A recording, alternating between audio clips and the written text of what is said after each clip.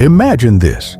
The most feared man on earth, Adolf Hitler, sits down every morning, not to lead, not to plan, but to roll up his sleeve, and waiting with the syringe is the one man who may have been slowly killing him, his own doctor. His name was Theodor Morell.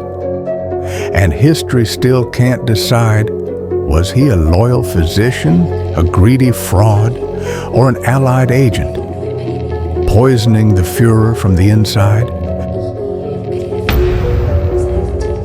Morell wasn't a war hero. He wasn't even respected by most German doctors. He was, in fact, considered a quack, an outsider. But he had two things: expensive clinics filled with new technology and treatments that promised miracles. By the late 1930s, he had made his way into Hitler's inner circle. How?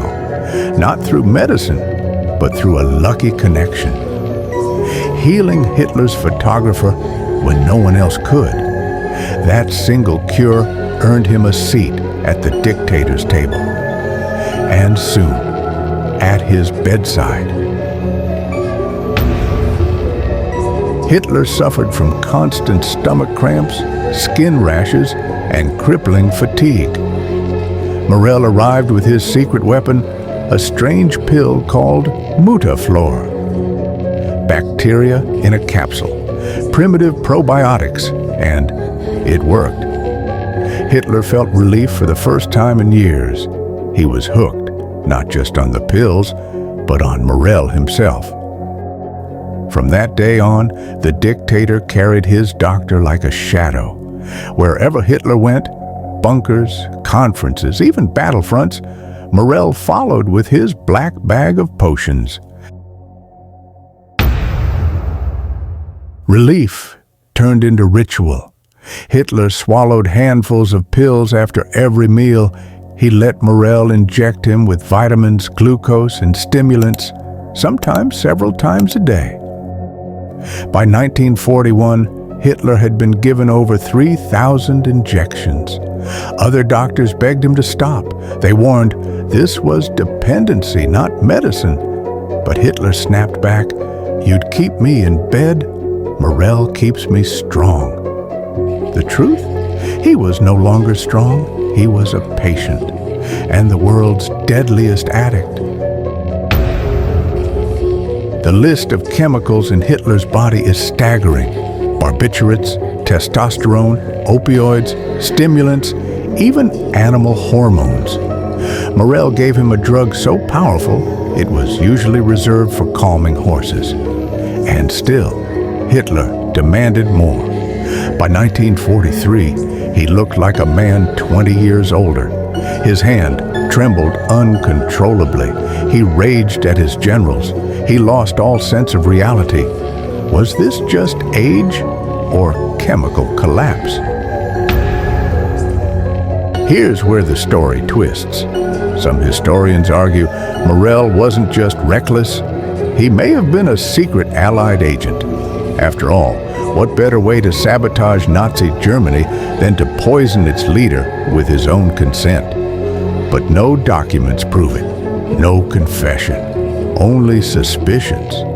The Americans who captured Morell even joked, "If he had been our spy, we couldn't have done better." So was he a traitor? Or just a greedy doctor, blinded by power and money? By 1945, Hitler was a wreck. His left hand shook violently. He shuffled like an old man. In his final propaganda films, you can see him hunched, weak, barely able to move. His brain, clouded by chemicals, gave impossible orders. Entire armies that no longer existed were marked on his maps. Reality was gone. The Third Reich was already collapsing inside his body. 2 weeks before Germany surrendered, Hitler finally dismissed Morell. The doctor fled Berlin, was captured by the Americans, and gave them every record of Hitler's drug use. He was never charged. Instead, he died just 3 years later, disgraced and forgotten. But his notes remain. They reveal 34 different drugs coursed through Hitler's veins. Some medicines, some outright poisons. Enough to raise the question we still ask today. Did Hitler lose the war? Or did his doctor steal his mind first? What do you think? Was Theodor Morell a loyal doctor, a criminal fraud, or the spy who poisoned the Führer from within? Tell me in the comments. And if you want more untold stories that shake history, hit subscribe, because the next one will take you even deeper.